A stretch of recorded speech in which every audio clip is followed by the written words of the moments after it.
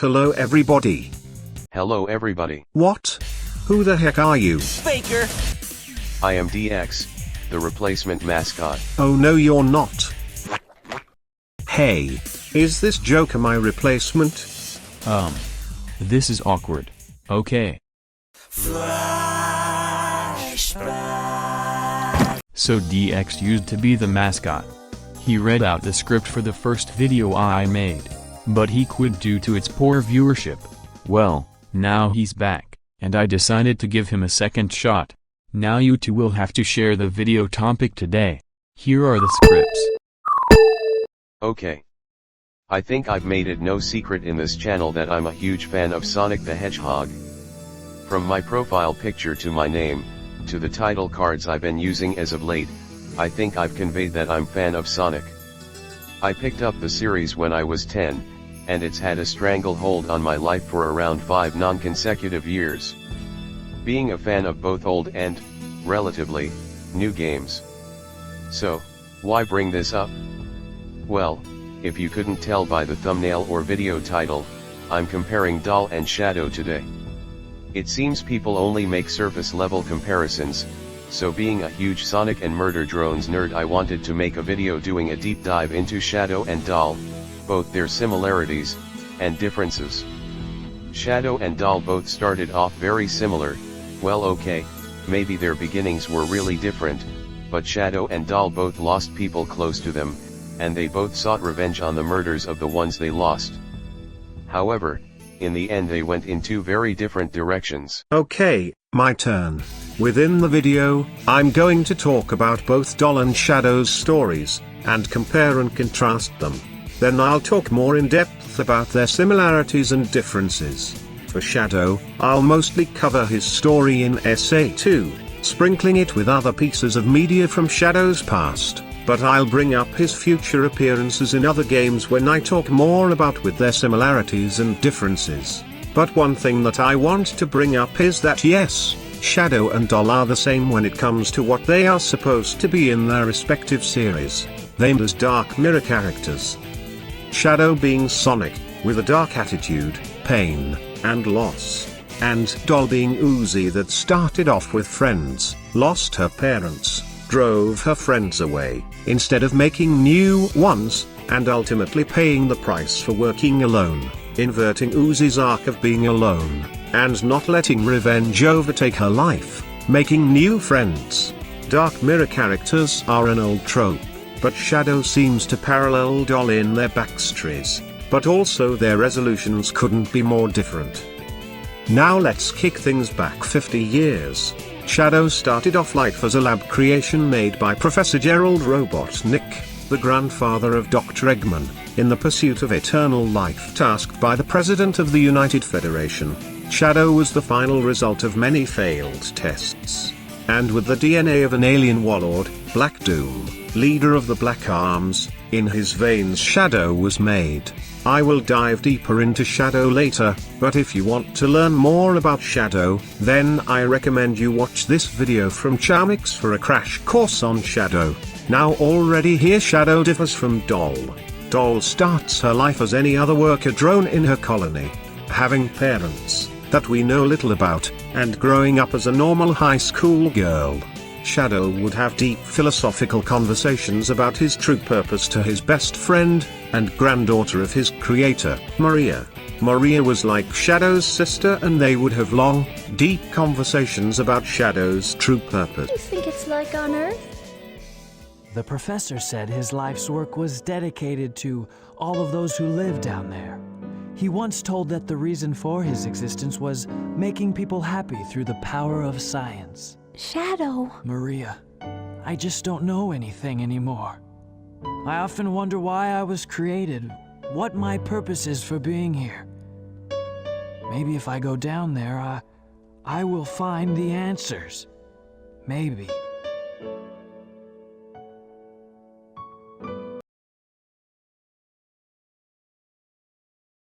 With Maria normally there to comfort him, Shadow would wonder why he was created, what his purpose on Earth is, and even see himself as a monster.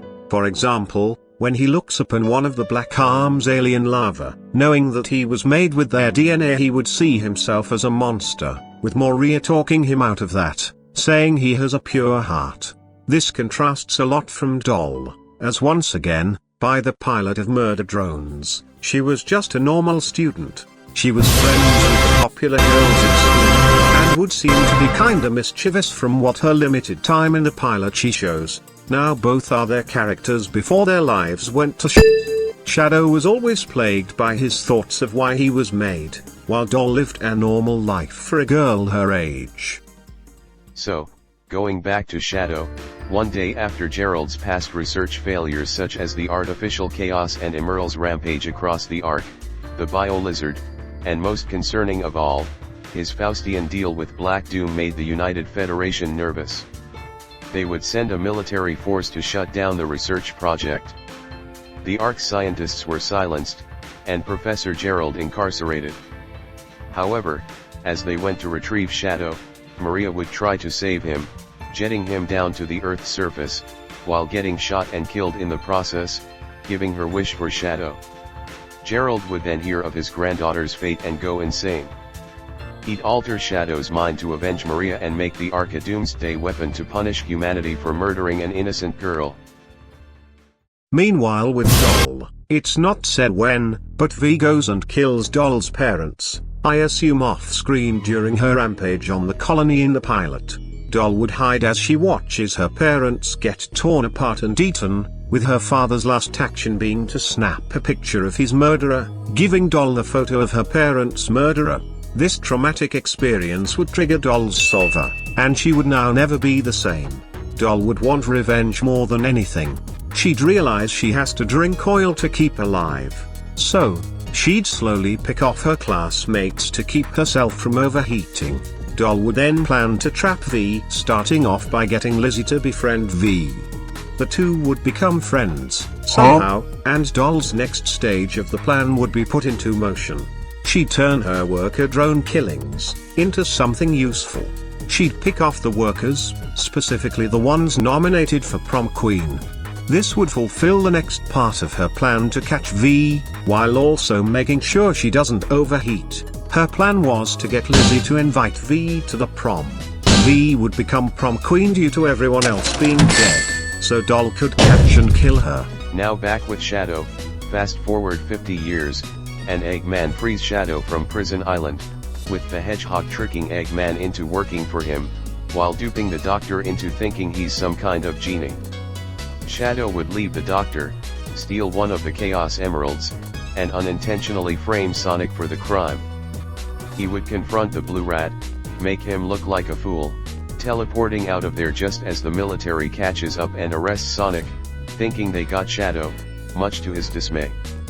Shadow would next introduce the Eclipse Cannon, telling its power to destroy planets with all 7 Chaos Emeralds. This would give Eggman the idea to hold nations at gunpoint to surrender their sovereignty or face destruction. With Rouge the Bat joining in, they head to Prison Island, and grab 3 emeralds there, and plant a bomb to blow it up. Let's go back to Doll. Doll, now with her plan set, has one last victim, Uzi. Now she has limited the pool of potential prom queens, and Uzi, I guess, is the last candidate. However, Uzi escapes. But it's not a big concern to Doll. Как они по-русски любят говорить. Ой, я должна была предположить, что кто-то сможет убежать через вентиляцию, используя выброшенное зеркало как ступеньки. As Lizzie would get V to the prom, with V feeling slick for working behind Lizzie's back, thinking she'd be able to murder the prom, probably to make Sin happy, but she doesn't know that Lizzie is setting a trap for V. So, it all goes according to plan, and V gets attacked, getting completely caught off guard, and overpowered immediately. Now here is where I'm going to highlight a point. Doll throws away Lizzie when she's done with her, probably for warning V, but that is only speculation. Now let's compare this to Shadow. During the Prison Island heist, after Shadow sets the bombs to blow the island to smithereens, Rouge gets caught, with Shadow not doing much to save her, until his light in the form of Maria reminds him of his true pure nature. So, Shadow risks his life to save Rouge, justifying it to himself that it was just for the emeralds, even saying that in his pre-stage recap. Of course, justifying it to himself that it is just to save the emeralds, when it's actually him following his conscience. Even the lyrics to his second stage theme White Jungle has lines highlighting this internal battle with himself. With lines like,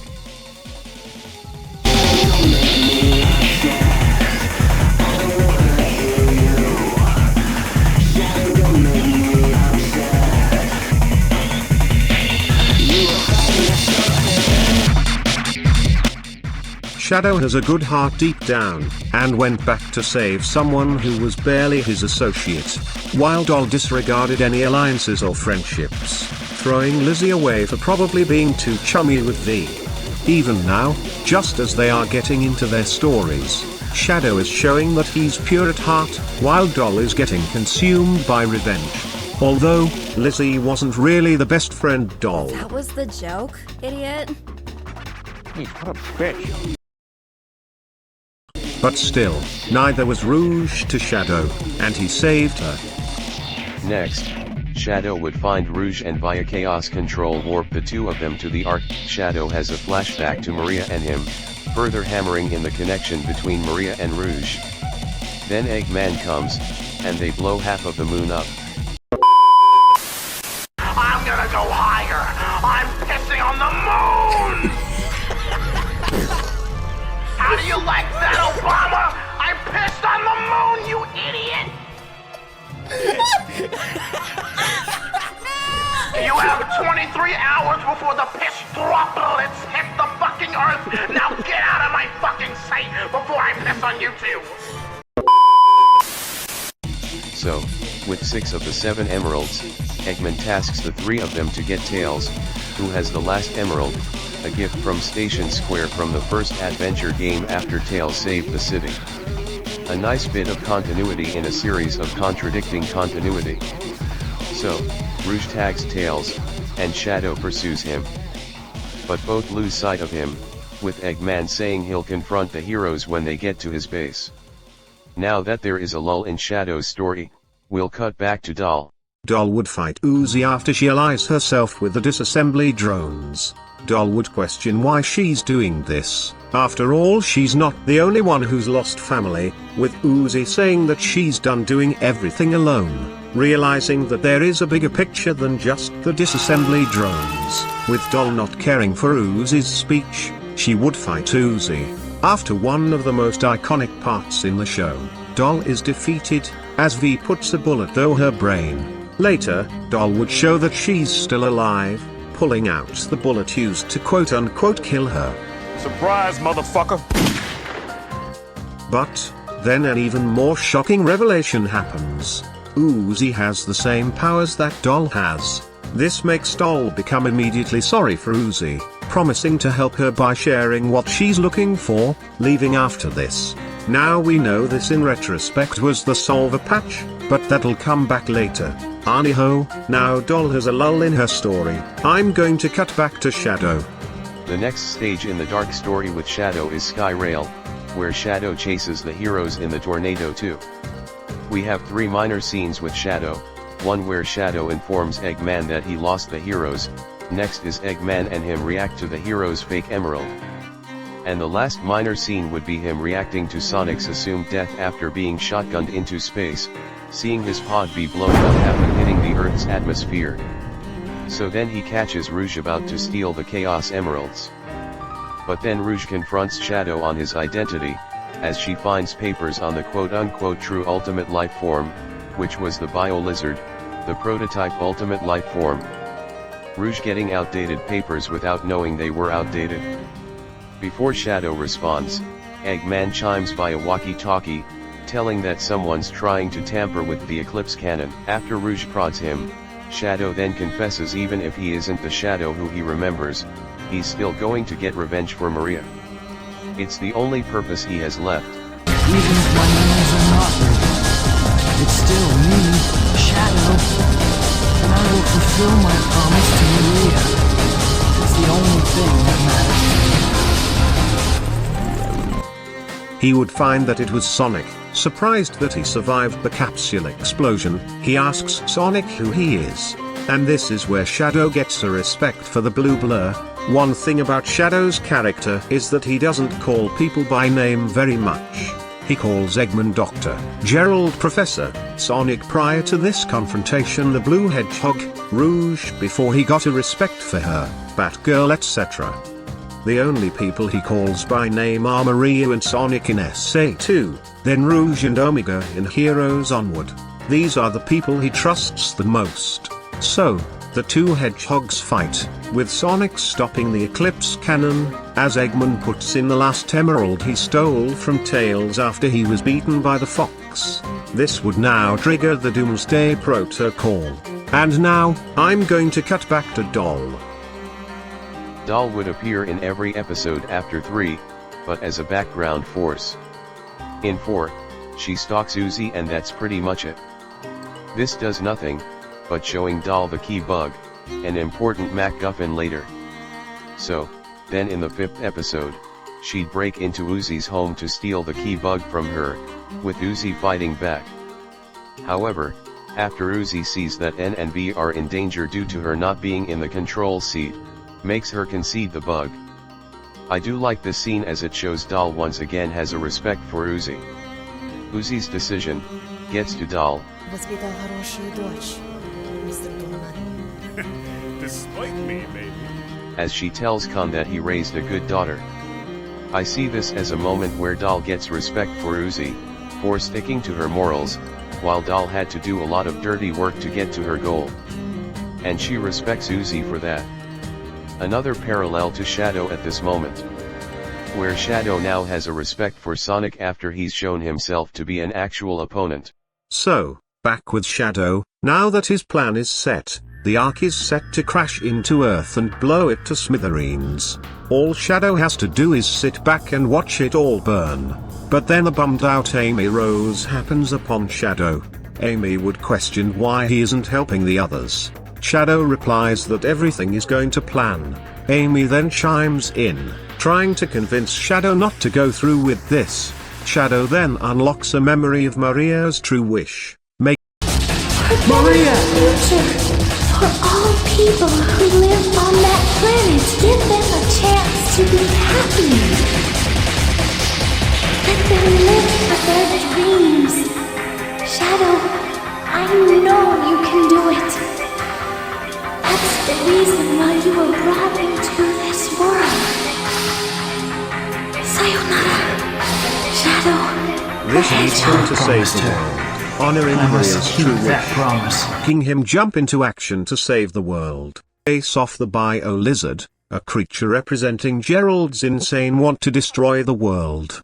Shadow would destroy the prototype's life support system, assumedly killing it, until with the last of its strength it uses chaos control to warp itself to the Eclipse cannon's barrel and guide the Ark to the Earth. With Sonic and Shadow using the positive energy of the Chaos Emeralds, they turn Super and face off the Bio Lizard. So, Super Sonic and Super Shadow would kill the prototype, and they would use Chaos Control to warp the Ark back in place. Shadow would fall to the Earth, overexerting himself, probably taking off his inhibitor rings, but that's just speculation, making him fall to Earth and quote-unquote die, with Sonic only able to recover a single one of Shadow's inhibitor rings.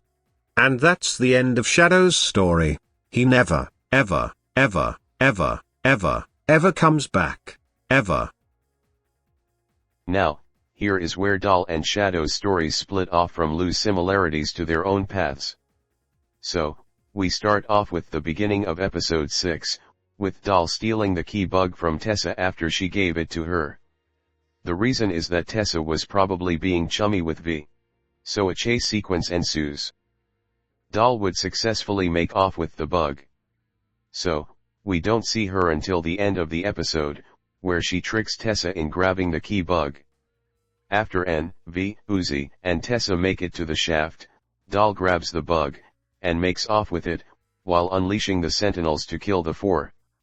She would then look at Uzi with a face of sorrow and pity. I feel like she's internally apologizing to Uzi. Like I said, Doll empathizes Uzi, but they are on different paths. Once again, she feels sorry for Uzi. She has a respect for her, but she wants V dead over that, and she almost succeeds. Another interesting thing between Doll and Shadow is their relationships to their respective rivals. Shadow went from seeing Sonic as a nothing, and below him, to a nuisance, to a rival, and a genuine threat, to possibly his better. Meanwhile, Doll went from seeing Uzi as a nobody, to a nuisance, to feeling empathy for her, to seeing her as her moral better. So, anyway, the last time when Doll's relevant is in the 7th episode. Doll is alone in the mines. She assumedly killed V, and now her last goal was within reach. She just needed the solver patch, and she'd finally be free. She confronts Tessa about the patch, with Tessa acting aloof. Then Doll would get jumped by Sin in a truly tense moment.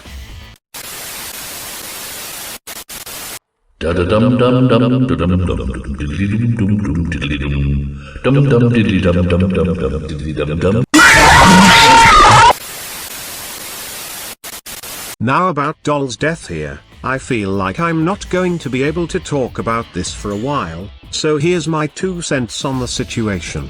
Doll's death was perfect in every way, except for being a proper send-off to Doll. Doll's death is a tense scene, a great way to build up Sin for the final part of the episode, and Doll's death perfectly fits for what her character is supposed to be. Doll is a dark mirror of Uzi. Where Uzi found friends and Doll lost them. Where Uzi could rely on others, Doll could only rely on herself. When Uzi would succumb to possession, she had N to help her out of it. And in the end, when Doll's own strength failed her, she dies an unceremonious death, so close to her goal. Meanwhile, Uzi survived and got a happy ending. Doll's death perfectly sells the dichotomy between herself and Uzi, something that a good Dark Mirror character should do, being an inversion of Uzi's arc. I love that, but as a proper send-off to Doll, it sucks, as it's presented so anticlimactically. Doll has 3 major things to her character: a deep hatred for V for what she did, a love for her parents as that's what kickstarts everything, and wanting to find a patch for her and Uzi's solver. And Liam didn't resolve any of that. She never found the patch, she didn't even see it. She didn't get a conclusion for her parents, and never even knew if her trap to kill V worked or not, which now we know didn't even happen. I feel Liam just wrote himself into a corner, as he couldn't put anything more inside 7, as it was already so jam-packed full of things going on, that he couldn't give anything more to Doll. As unfortunate as that is, the whole latter half of the show seemed to try to cram as many things as possible to end everything out. Episode 7 is still the best though. Anyhow, that concludes Doll's run in the show, and Shadow's story in SA2, both meeting an end due to their decisions, but Shadow making a selfless one, while Doll gets caught up in all her selfish acts. As you can see, Shadow and Doll start off very similar, but take very different paths and become very different people at the end of their arcs. Shadow learned to let go of his revenge, while Doll reveled in it. Especially looking outside SA2, we see Shadow have more turmoil with his past. We can see how Shadow and Doll differ. Shadow gets recovered by Eggman and Rouge frees Shadow from his stasis pod. Then, newcomer E123 Omega shoots at Shadow, thinking he was an Eggman robot, with Rouge de-escalating the situation, using Shadow's want to get Eggman to learn his past, and Omega's want for revenge to get them to work together. The 3 would make a team, with Rouge as its leader, being the glue to hold the team together. Over the course of Heroes, the 3 would get to be pretty chummy, as they slowly care for one another. Midway through the Team Dark campaign, Shadow happens upon a disassembled Shadow android. This shocks and disturbs Shadow, as his own existence is being put into question. Rouge snaps Shadow out of it. However, over the rest of the campaign, Shadow finds rest in his new friend group, culminating in a scene where he proclaims that fake or not, he's going to live on as the real Shadow. You'll regret this, Doctor. Even if I'm not real, I'm still the ultimate life form, Shadow the Hedgehog. In his 2005 spin-off, he had a deep dive into his past. Since this game has a morality system, there are multiple story paths. Some, where he's a hero, honoring Maria's wish. Some, where he believes he's an android and takes over the Eggman Empire with Omega to his side. Some, where he views himself as a mistake that seals himself away. One where he thinks he's a pawn of the Black Arms, and its leader Black Doom. And some, where he goes back to Gerald Robotnik's original wish to destroy humanity with the Chaos Emeralds, and many more paths. However, his resolution at the game's end is interesting.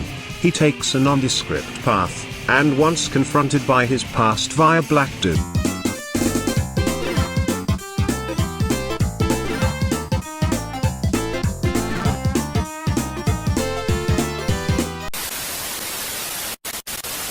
he renounces his past. He hates his past, and thus gains full agency over himself.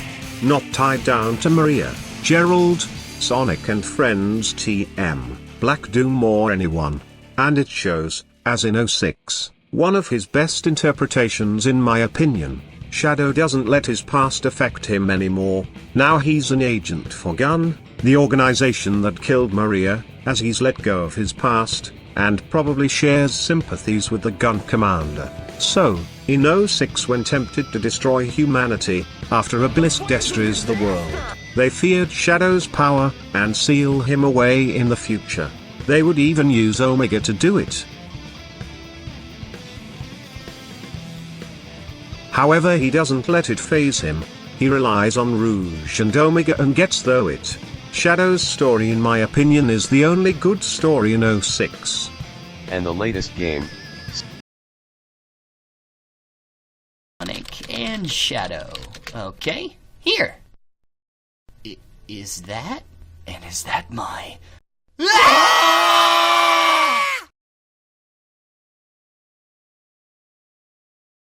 Sonic X Shadow Generations, dives into Shadow's past once again.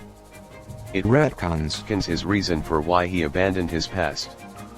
Sonic continuity is a mess, I know. Anywho, his reason to abandoning his past is now because the memory of Maria was too much for him to handle.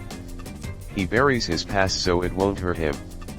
The game shows Black Doom returning from the larva on the Ark, and with the Time Eater distorting space and time, Black Doom tries to take over Shadow by giving Shadow Black Arms powers. The intent is that with the more powers Shadow gains, the stronger Black Doom becomes, until Black Doom can brainwash Shadow to join his side, or directly possess him.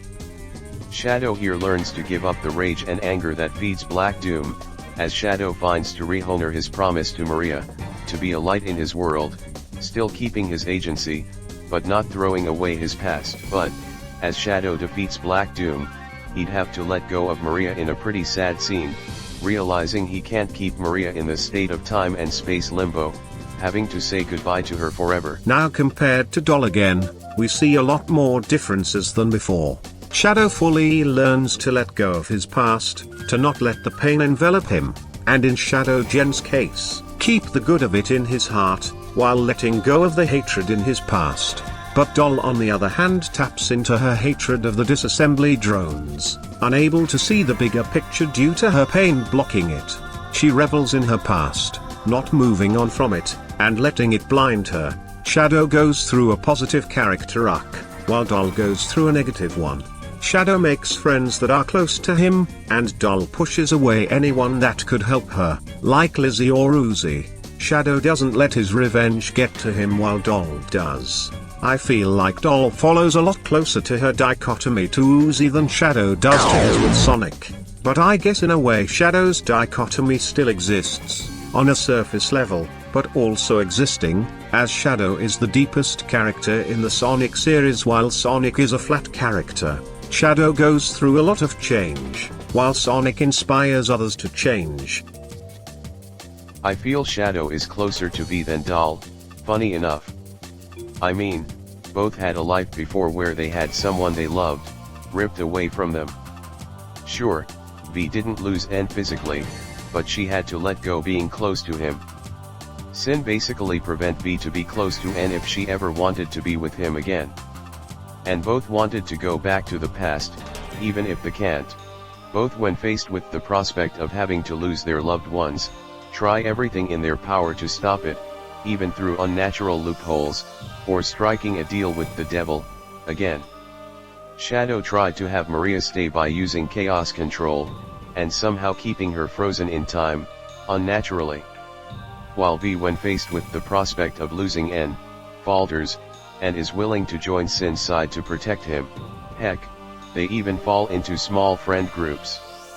V buries, but I don't think ever lets go of her feelings for N, and doesn't let that guide her, as she makes relationships with N, Uzi, and Lizzie.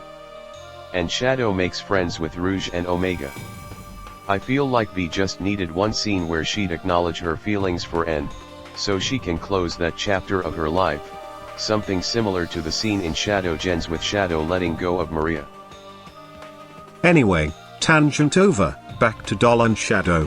One thing I've noticed, and what I think is one of their bigger differences between Shadow and Doll, is, well, agency.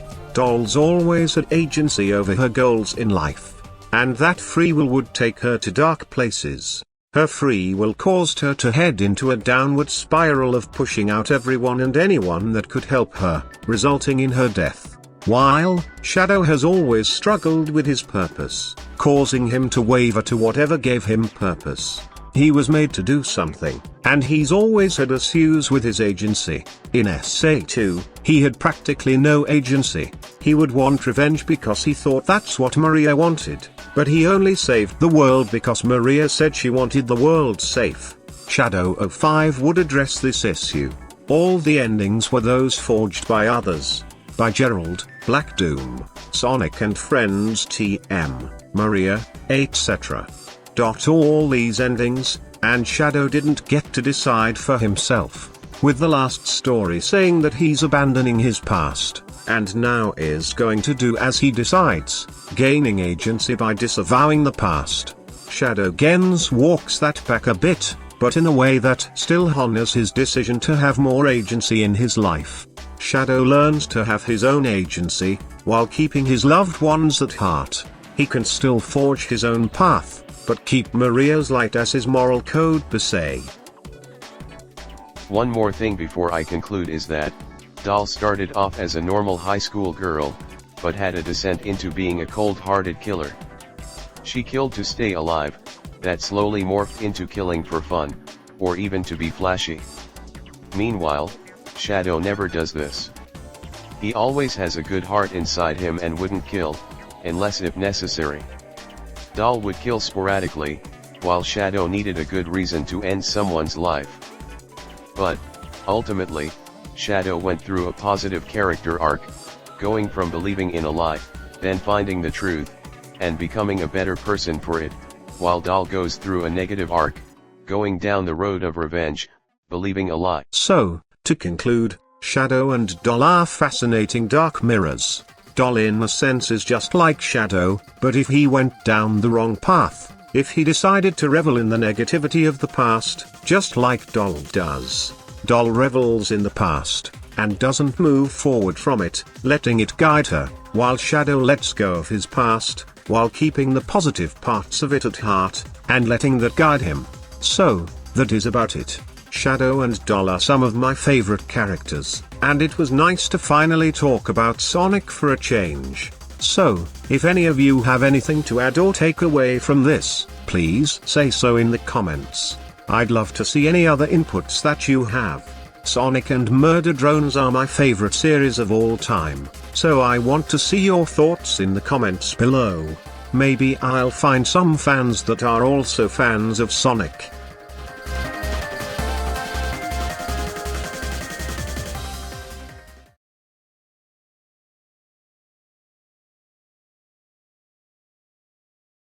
So, who won? Yeah, we need to know who's taking over as the channel mascot.